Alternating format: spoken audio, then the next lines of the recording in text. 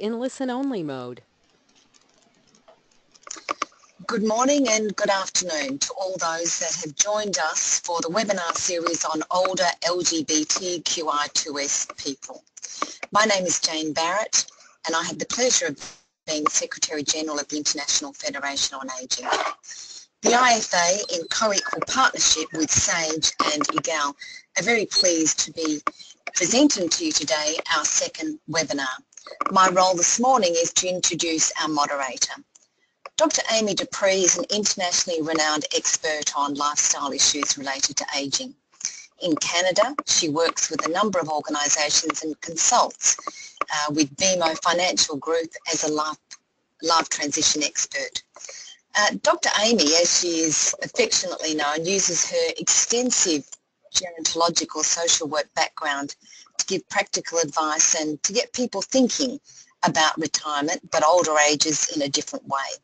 She has extensive background working with older people and their caregiving families, and we know her at IFA as the International Vice President. She holds a PhD and is a designated certified senior advisor, but all-round great friend and colleague at the IFA. So welcome, Amy, and I hand over the microphone to you to moderate this important session. Thank you, Jane. I appreciate that. And welcome, everyone. Through this webinar series, the IFA, in co-partnership with Egale and SAGE, aim to improve awareness through new learnings of the inequalities experienced by older LGBTQI2S persons across the world and build expertise to create solutions. As discussed during the last webinar, many older LGBTQI2S persons experience a lifetime of different forms of oppressions, which include homophobia, heterosexism, transphobia, sexism, and ageism.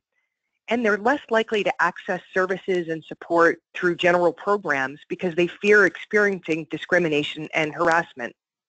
During this second webinar, entitled Addressing Inequalities of Older LGBTQI2S Persons in Canada, our guest speaker, Ms. Celeste Pang, will be discussing some of the issues, challenges, and barriers older LGBTQI2S persons face in Canada and promising approaches to supporting their rights. Before introducing Celeste, I'd like to encourage everyone who's listening today to submit questions throughout the presentation, as there will be a question period following the presentation. I'm also going to ask you to please mute your phones at this time. I now have the pleasure of introducing Ms. Pang. Ms. Pang is currently pursuing a PhD in social, cultural, and medical anthropology and the collaborative specializations in sexual diversity studies and aging, palliative and support care across the life course at the University of Toronto. She obtained her master's degree from the University of Toronto and her bachelor's degree from McGill University. Celeste's dissertation research explores how interdependent social relations and institutions shape queer people's experience of aging and care in Canada today. In this work and through her research and other scholarly and community-based activities, she aims to develop critical social cultural perspectives on aging and care and contribute to publicly engaged projects that promote interdisciplinary exchange. And we're delighted to have Celeste here today. And Celeste, I'm going to turn this over to you now. Wonderful. Good morning, everyone. Thank you for the introduction. It was a pleasure to be invited to speak this morning. And welcome to everyone who's attending on this rainy in Toronto anyway, Monday morning. As you've been told, the topic I've been invited to speak on today is addressing inequalities in older LGBTQI2S communities in Canada. So we'll just jump right in, but before we get started, I'd like to give you an overview of what I hope to touch on today. So we'll see if I have control of these slides yet. Let's see. Oh, there we go. Okay, wonderful. So I'll start just by presenting the two main goals of this presentation. I'll then provide you with an overview of legal and social change in Canada over the past 60-odd years as it has directly affected LGBTQI2S communities.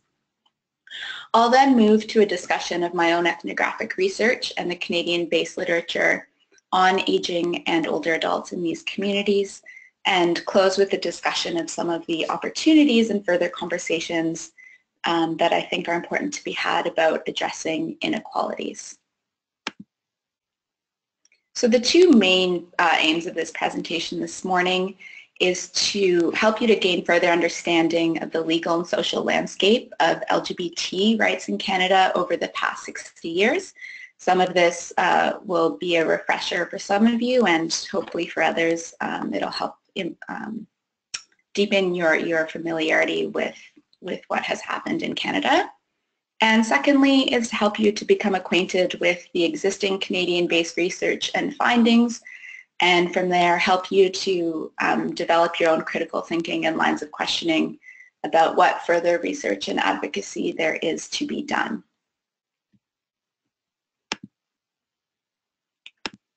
Okay. So the past 60-odd years or so in Canada has seen significant changes in legal and social norms as it directly affects LGBTQI2S people here. What I've selected for us this morning are just a few significant events, particularly highlighting legal changes that are the result of significant activist efforts by our communities.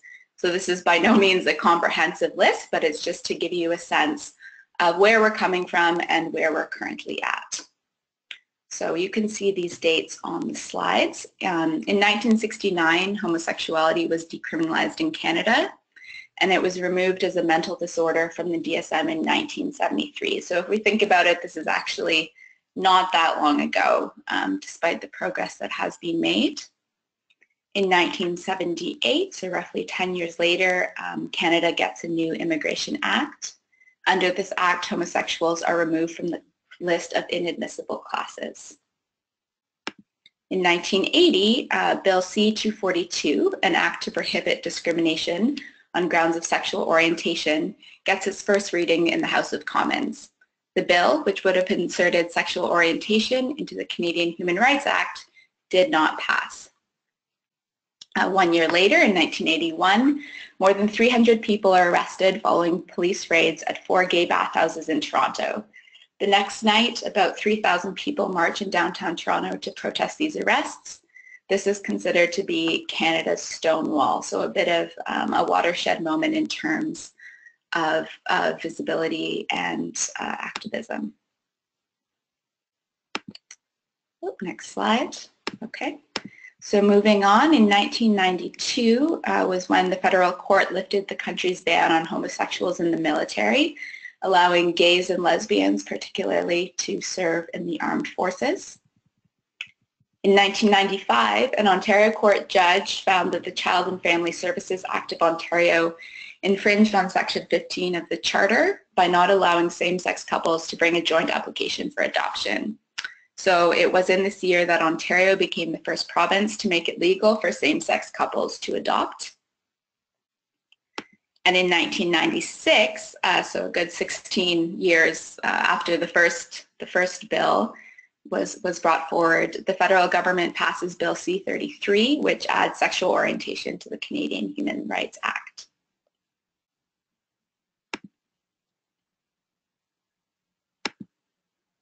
Okay.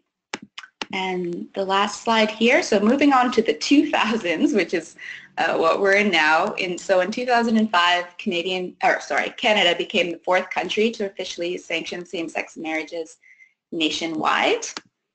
Just last year in Ontario, the All Family Equal Act was passed. So this act is really an interesting piece of legislation that was also the result of significant efforts on the part of local communities. So essentially what this lays out is that same-sex parents in Ontario and others who use assisted reproduction to conceive no longer have to adopt their own children, which was previously the case. The Act ensures that couples who use sperm or egg donors or a surrogate are legally recognized as parents. A birth parent can enter into a preconception parent agreement with up to 4 people. So what this means is that for a single child that's conceived, up to 4 people can be recognized at the outset as having parental rights.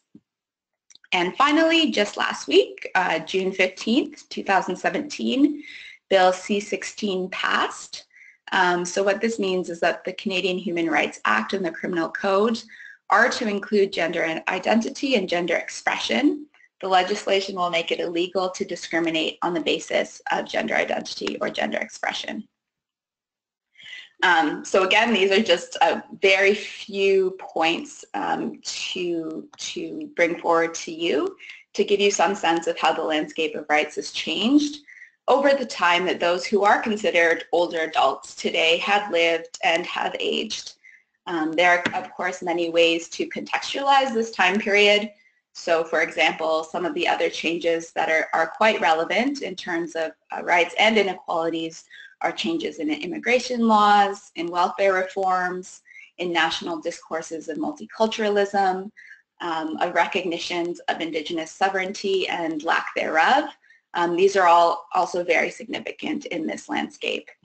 But what I want to give you a sense of is how there have been shifts in social conditions over time to point out how very recent actually gains in rights are, to the extent that people who are alive and aging today, you know, have lived over this really tremendous change in social norms and how they are allowed and encouraged to live their lives or not. And finally, to stress throughout this presentation that, you know, despite narratives of progress and the real progress that has been made, there's still a lot to do in terms of addressing inequalities in LGBTQI2S communities in Canada today. So with this, what I'd like to do now is to move to identify some of these key issues, and to do so by discussing my ongoing research and the Canadian-based literature.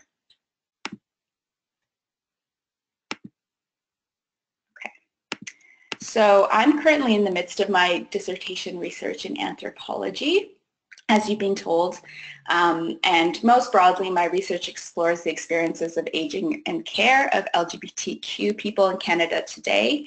So I'm not looking specifically at the I and 2S community, so I'll just say up front that while I will touch upon issues that do affect these communities as well, this is not my area of expertise, and in terms of the literature that has been published in Canada hasn't really been a focus of attention as yet. So there's work there left to do.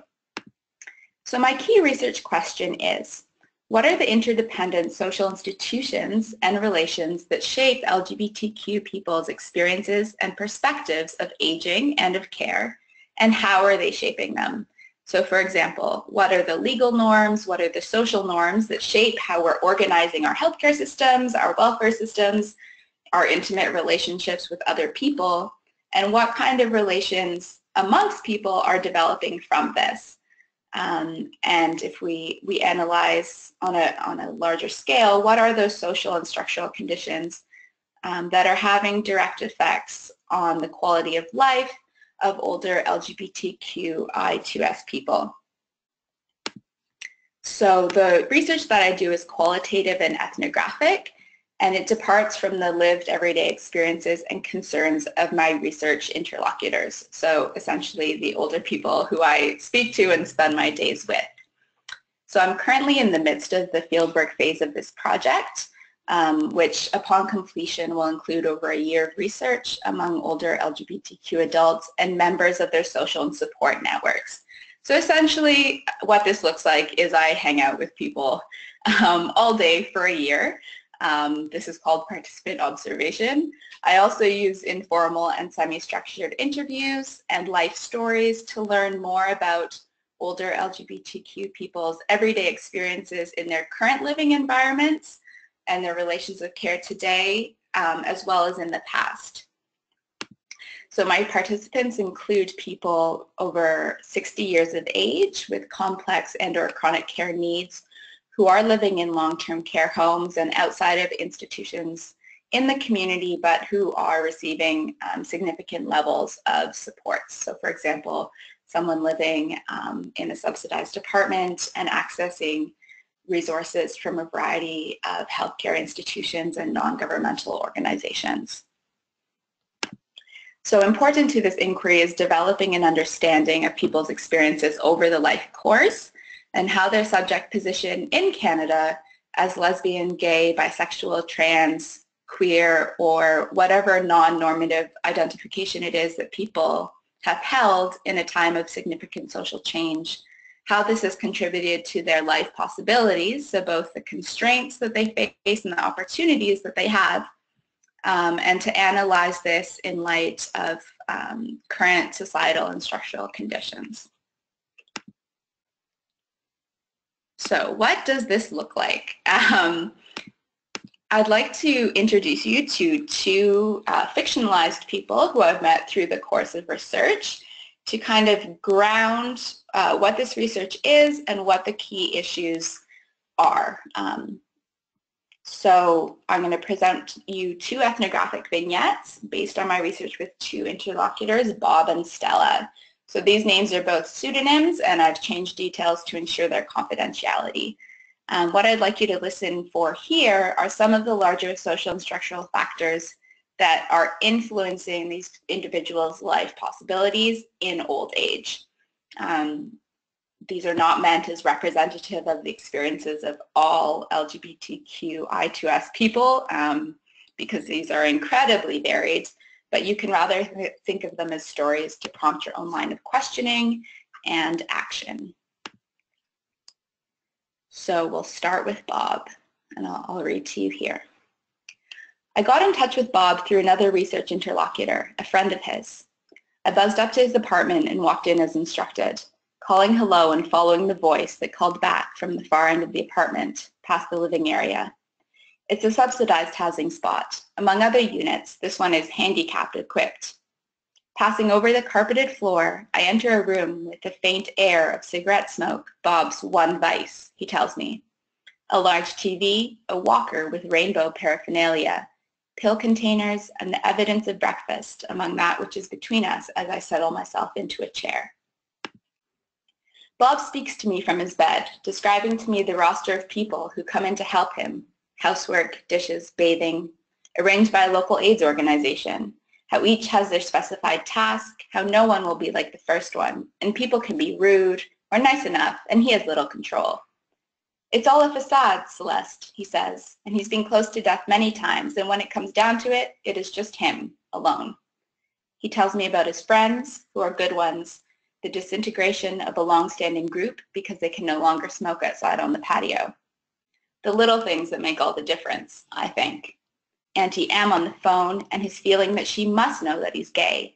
She has so many grandchildren and great-grandchildren. There must be someone, and supportive in her own way. They speak a couple of times a year. The sister who stays mum, the redneck brother he hasn't seen in decades.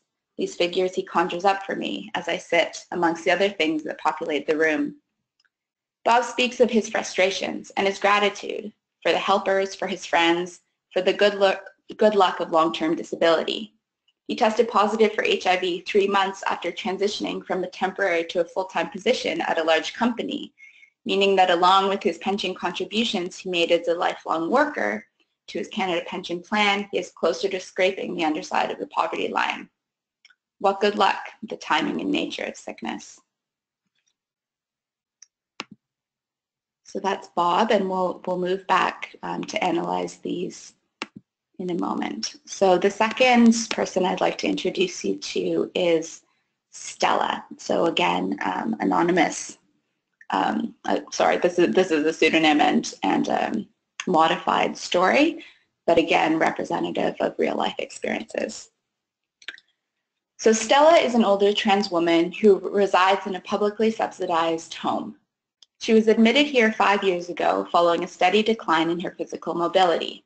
Stella, Ryan Whitty, earned an undergraduate degree in the 1960s and worked for less than 10 years as a teacher before she was asked by her school board to retire. She doesn't speak much about this period of her life, but has alluded to a diagnosis of mental illness that prompted her effective dismissal. She has since relied financially on a teacher's pension. Her primary source of support currently comes from a local acquaintance, who she has named as her power of attorney. This person is a tireless source of support and advocates for Stella, as well as taking care of details such as banking, buying, and bringing in new glasses and clothes, and organizing activities for Stella to participate in. Stella was originally admitted into the home into a standard shared room, but was transferred into a single room as an administrative solution to the stress her presence caused to her cisgender woman roommate's family. While Stella is spoken fondly of by staff and residents in the home where she lives and participates in social activities, Stella's ability to express her gender is constrained as, for instance, she relies on staff to dress her. The environment is such that her desired markers of femininity, including wearing breast forms, are not consistently possible. Okay, so those are Bob and Stella, two of the wonderful people who I've met through the course of research. And I think that their experiences over their lives and their current circumstances offer a lot of room for questioning and analysis, and definitely an improvement for other people like them in the future. So I just want to pull out 3 key points for you from these 2 sets of circumstances, and I certainly hope you listen for more and identified more than maybe even I didn't think of. So the first thing I'd like to discuss is the impact of employment on economic security.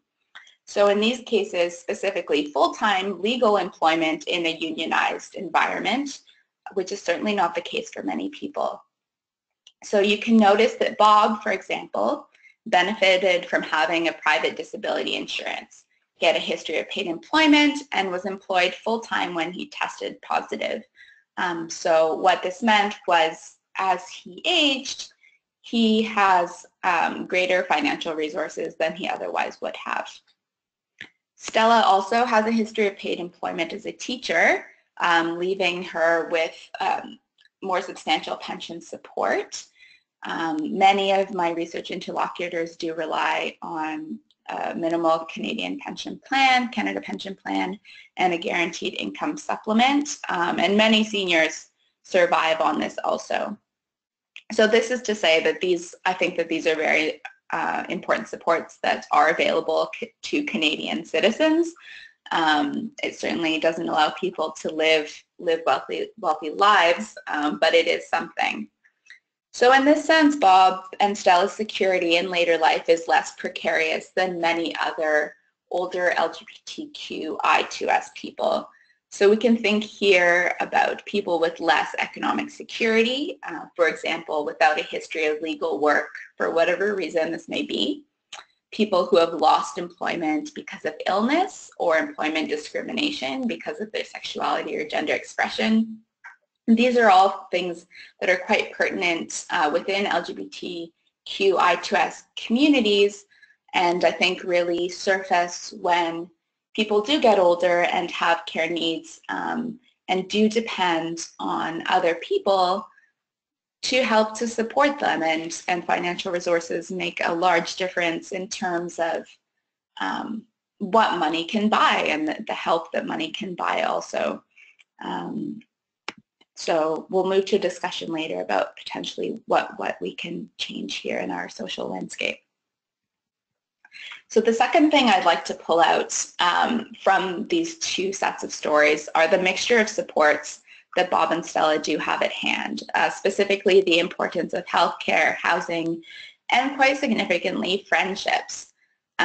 So for Bob and Stella and many other people, the importance of home care supports and long-term care housing that are publicly subsidized is very critical. In Canada, we do have a social safety net that does help people, especially who have been historically marginalized. And this is a model where we can support each other. And for individuals, expenses such as drugs and medical care are not directly out of pocket.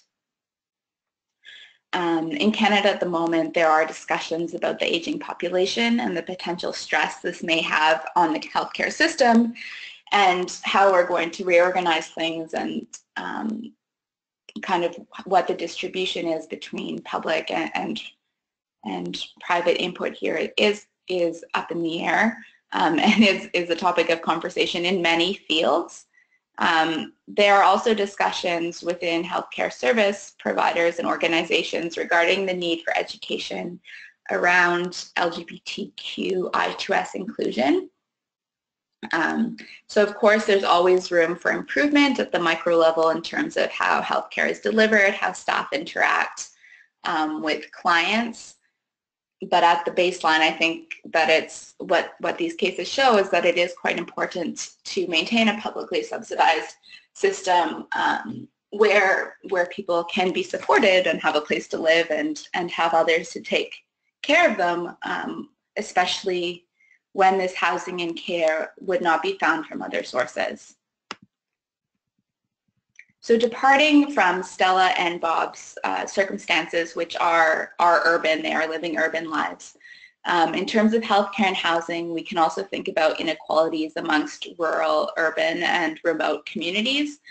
So there are urban centers in Canada, which are fairly well-resourced in terms of having health specialists, having NGOs and charitable organizations which provide a range of services to people.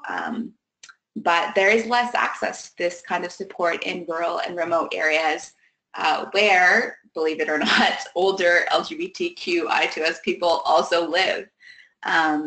Furthermore, there is also, of course, the issue of housing shortages on reserves where Indigenous people live, including older two-spirited people. So again, as we'll discuss further, I think that the landscape of what is it that impacts the inequality that older LGBTQI2S people face really is quite larger than particular issues of identity politics, and there are a lot of areas where we can work in solidarity with other groups to increase the amount of supports and recognition that we have. So also key in terms of the care and support that Stella and Bob have are friendships. So the role of Stella's named power of attorney is quite significant in her care. And in Bob's case, they are longstanding friends who are the people who have been closest to him over the years. Again, this is not the case with everyone. So many LGBTQI2S older adults do have fractured or strained relationships with family because of their sexual orientation or gender identity and expression. Some do not have the private support of children who they may have wanted but were not able to have simply because of the time they were growing up with and how they were seen as not normative subjects in our society. I've spoken with many people, especially older gay men who have lost long-term friends from AIDS in the 1980s and 1990s and have found getting older that these were really deep friendships that have not since been replaced. And there's a real sense of loss and loneliness and a lack of social support that might otherwise be there that they do not have available. At the same time, people have continued to develop all manner of relationships in which they can find support, solidarity, and a sense of togetherness. So my main point here is really to highlight we have a lot of stress in our society on the importance of family and how children are expected to step up to the plate to care for parents, women to care for men. And I think in LGBTQI2S communities, there's a lot more variation in the kinds of relationships that we do develop with others, and a particular importance of friendships. And certainly this has been a real theme amongst my research interlocutors. And finally, what I'd like to pick out for you are the opportunities and constraints and expressions of gender and sexuality. So in Bob's case, his relative social isolation and diminishing gay social life because of issues of mobility, because of ageism. Many of my research participants have discussed with me the paucity of places to socialize as they get older, given the heavy emphasis on youth and, you know, the party scene in which they feel they can no longer participate. In Stella's case, what jumps out most evidently are constraints in expressing her gender. So as a trans person, this is a struggle she has faced throughout her life. And despite significant gains in legal rights and recognitions, this struggle has continued into old age. So we can think about what are some of the ways we can better support people like Stella, again, in our everyday interactions, but also in terms of our policies and our programs and the way we organize our healthcare and housing systems. So there is a growing amount of Canadian literature on LGBTQ I2S older adults on aging, and I have a slide where I provided you with some references that you can look for. So, so far this literature has mainly focused on analyses of people's experiences and perceptions of healthcare, so specifically to do with health and the healthcare system. So I encourage you to go out and read these works yourselves. They are fairly accessible pieces of academic writing on the whole, but I just want to pull out a few points for you, and then you can go from there. So for example, studies have found that older gays and lesbians, which are usually the main group of people involved in studies thus far, often mistrust the health and social service networks as a result of lifelong experiences of marginalization and oppression.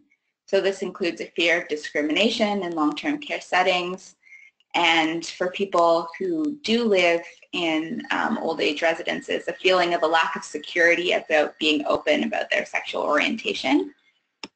So this has been found among some people who have been the subjects of research studies.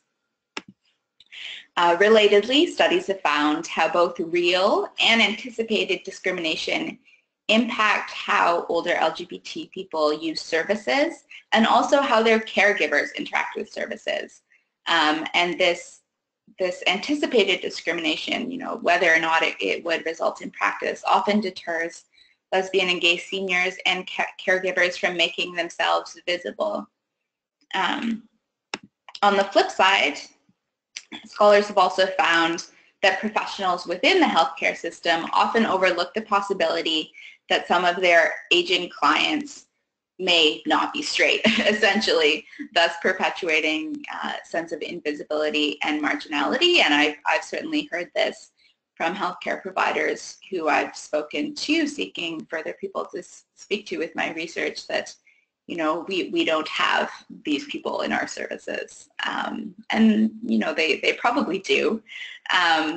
Studies have found that even where there is such recognition, this does not necessarily translate into action. So, for example, one study found an openness, but a lack of proactive commitment to targeting the psychosocial needs of lesbians and older adult residents by the management.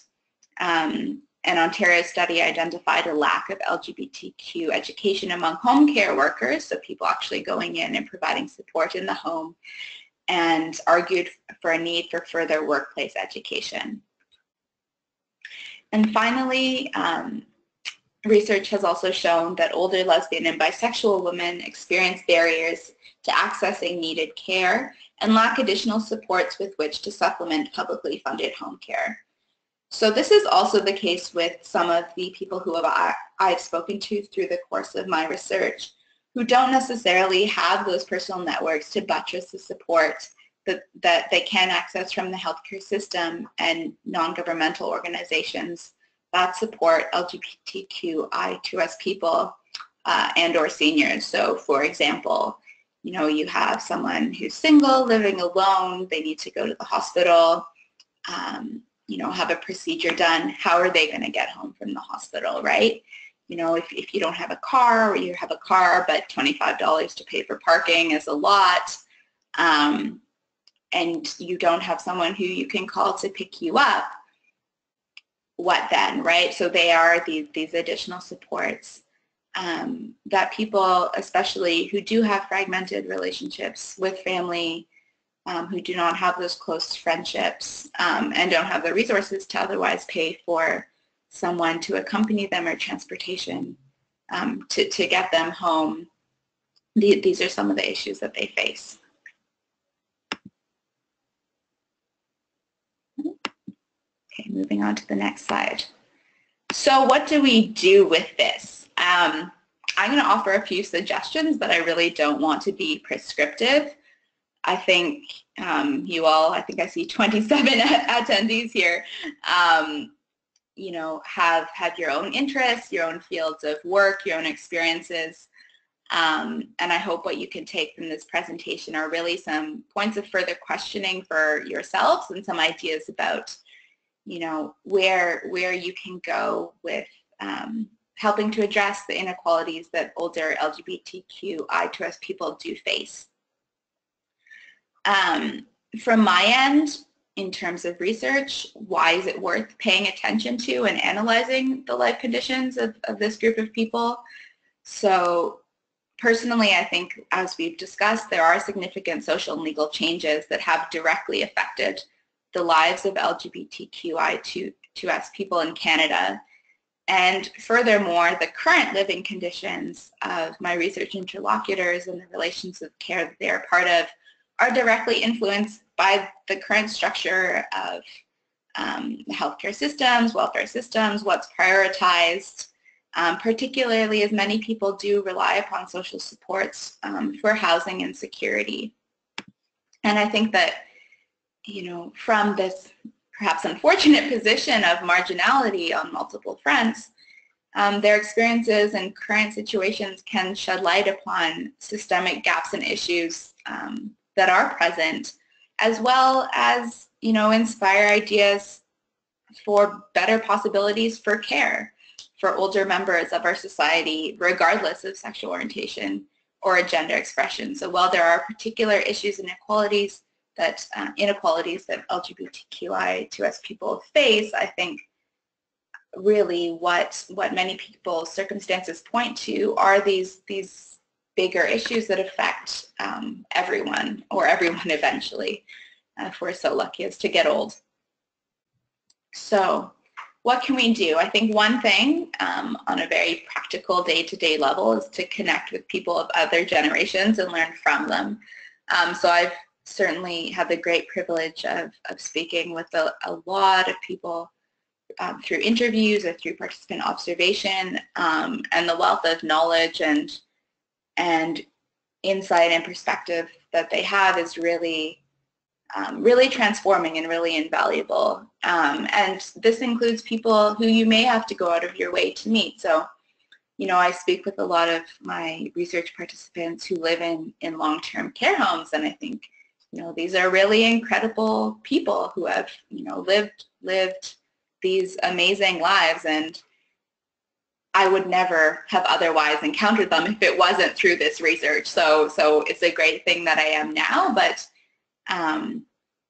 you know, why is it that I wouldn't have met them? You know, why is it that I may live a couple of blocks away, but our paths wouldn't cross? And, you know, is there opportunity to increase the connections that we have amongst people of different generations and also of different abilities?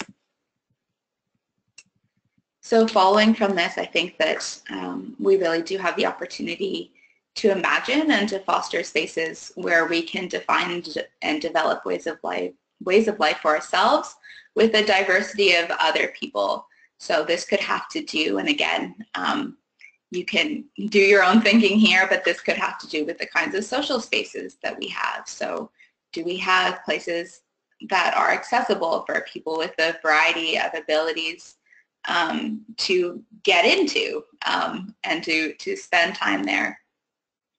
So this is just one of the ways in which we can think about that. And finally, I think, and most importantly, I think we have the opportunity to pose broader questions about the distribution of resources and care in Canada today. So, you know, there are a myriad of things that could fall under this, but for example, it could have to do with housing. So do we have safe and affordable housing for people in urban centers, in rural areas, in remote areas? It could have to do with healthcare. So are we sufficiently providing care for each other that we need? Who is privileged in the distribution of healthcare resources? We do have a publicly subsidized system, but this comes with certain priorities. So who is getting what they need, and where are the areas where we can provide more support, or think of a different way of organizing and doing things. We can ask who is expected to do the work of caregiving. So we can look at the hard work that many of the PSWs in our country are increasingly doing in the day-to-day care of older people. So what are their working conditions like, in a more private sphere, so in the home, amongst family, amongst friends? How are expectations about who is supposed to do the work of caregiving? How is this gendered? What does this have to do with race and class? So I think there are many intersections to consider here, and also a lot of issues that we can work in solidarity with other groups upon. So to leave some time for questions, I'll just wrap up and I'll leave. So I'll just leave these references up here for a bit, but I think this will be available after. So you can come back to those.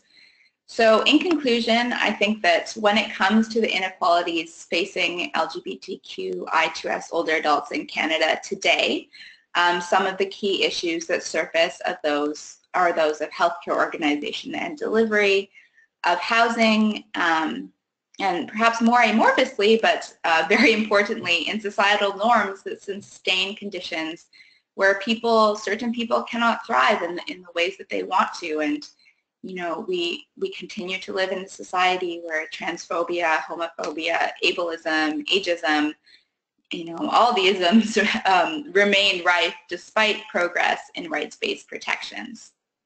So I would end by challenging you to think about how these issues relate to you personally in your lives and circumstances, perhaps professionally in your work, among the people who you care about, and to think about how we can push our ideas of what is inclusion, what does it really mean to have an inclusive society, what is access, so what does it really mean to have resources and supports that are accessible to a broad range of people, and perhaps to broaden the scope of the issues that we care about and the issues that affect those who are marginalized in our communities and in our society.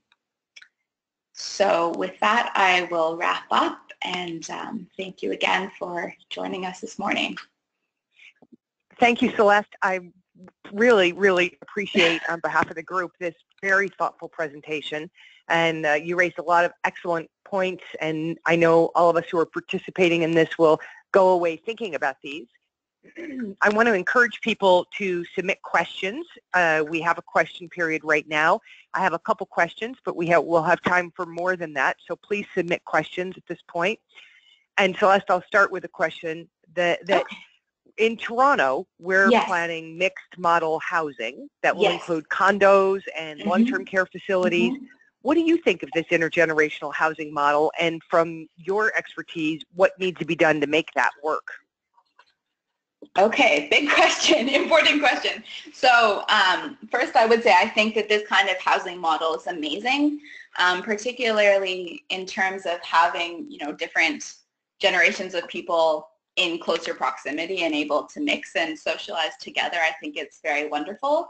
I know in other countries they have very inventive ways of doing this. I think in one of the Nordic countries, students living in nursing homes. So I think that having places where people can live in proximity is a very positive thing.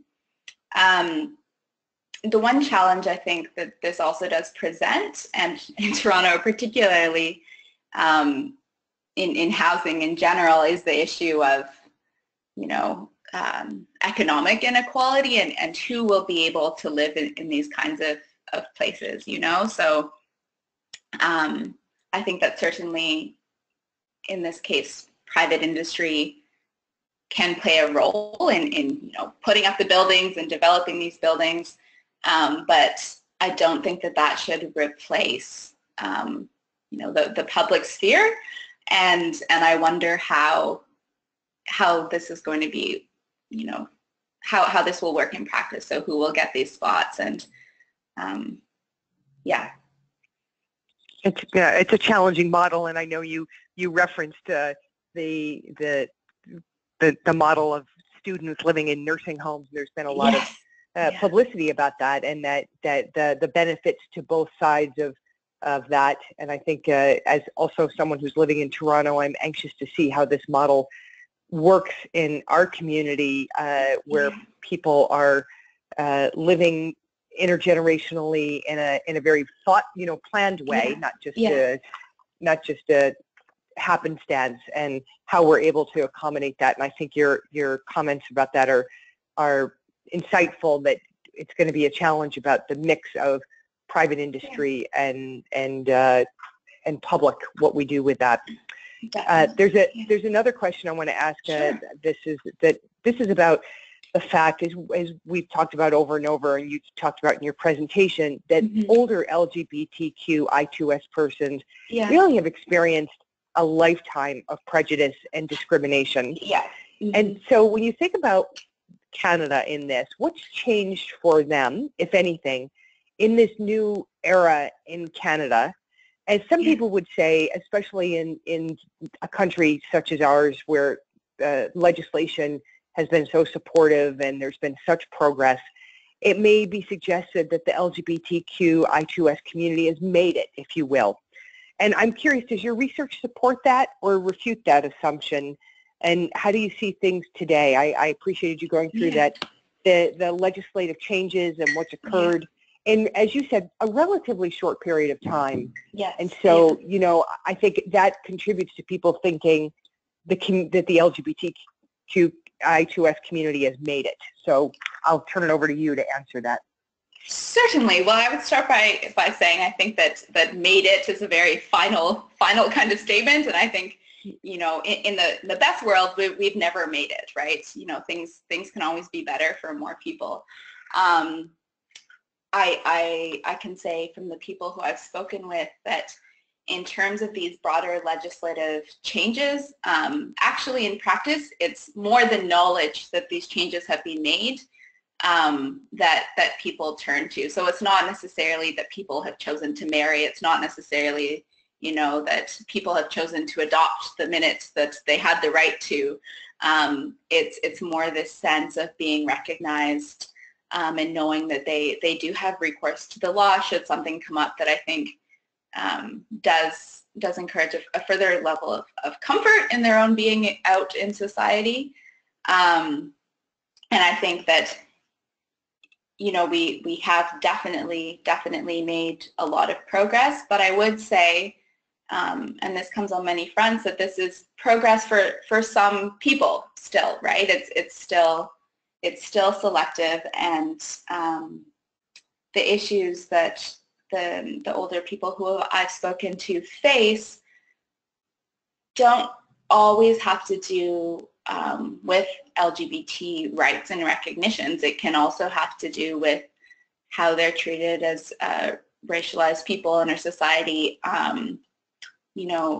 It often has to do with ableism and how as people get older they can or cannot access different spaces. So just to give an example, maybe tying together with the rights and programs that we do have, say that you want to transition later in life, there are barriers to do this when you're living in an institutional environment, or where you need to arrange to transport to get to the place where people can tell you about what services are offered, So I think that this is, I think that this is where we can look at the progress that has been made, and then maybe expand our vision beyond identity-based issues towards some of the broader social concerns. Excellent. There's another question, Celeste, I want to pose to you. We now see the issue of social isolation in older adults living in long-term care or in their community. Yeah. Has research noted a trend of higher risk of social isolation in the LGBTQ older adults? So as far as I know, some of the research based in the United States has noted this.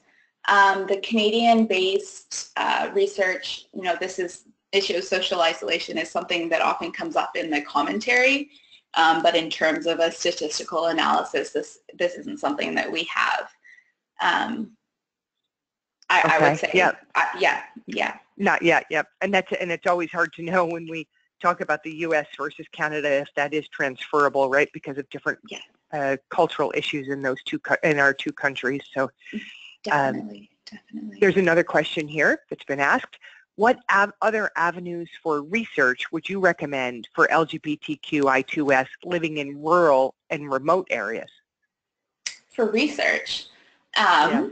Well, I think, I think the issue, many of the issues in urban areas could be translated also to ask in rural areas. So for example, what are the kinds of social supports that people have? And I imagine you'd find something quite different in rural Ontario than downtown Toronto. So that would be an interesting question. Again, a similar question, what are the kinds of challenges or opportunities that people face in terms of accessing the healthcare that they need or the transportation services that they need? What's the role of community in supporting people? So I think many of the same questions could be asked, probably with different findings. Sure. Excellent.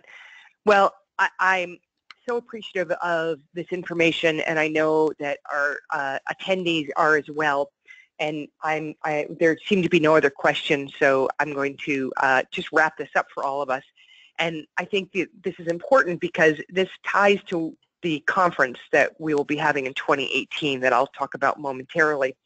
As Dr. Barrett said at the beginning, I'm the International Vice President of the IFA, and so on behalf of the IFA and of SAGE and Egale, I'd like to thank you for participating in our second webinar, Addressing Inequalities of Older LGBTQI2S People in Canada. As discussed today, since the early 90s, Canada has been at the forefront when it comes to creating laws and policies in recognizing and protecting the rights of LGBTQI2S persons. However, when it comes to older LGBTQI2S persons, Canada is not alone in leaving this population open to further discrimination, particularly when it comes to accessing health and social services. That being said, we certainly know there are opportunities for improving the current situation faced by older LGBTQI2S persons, and we're going to be discussing those in detail at the IFA's 14th Global Conference, which will take place in Toronto, Canada, August 8 through 10, 2018, so a year from this coming August. And there are three key messages from this webinar that I'd like to leave us to consider in this. Number one, that intergenerational programs and spaces where sexual and gender diversities can be accepted. Two, that research is needed to improve our understanding of the challenges faced by older LGBTQI2S persons, their specific needs and services.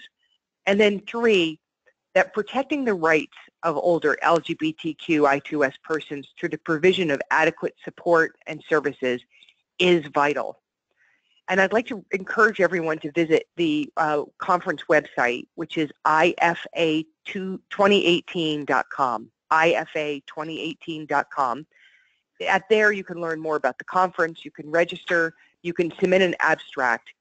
And we'd like to invite you to join delegates from around the world to address these kind of inequalities. It's a wonderful opportunity, and we're very excited to have people coming again from around the world to be able to look at these issues and learn from each other so that we can improve what's happening for this community in services and supports, and making sure that the discrimination that has been lifelong doesn't continue to grow in later years. Finally, I would like to thank Ms. Celeste Pang for her thoughtful presentation and the many attendees not only from Canada but from around the world. IFA, SAGE, and Egale look forward to continuing this webinar series We welcome your feedback in the future. And Celeste, again, thank you for a wonderful job and for starting or ending our day, depending on where we are, with very thoughtful and enlightening presentation that hopefully will move us all into action. Thank you so much. Thank you.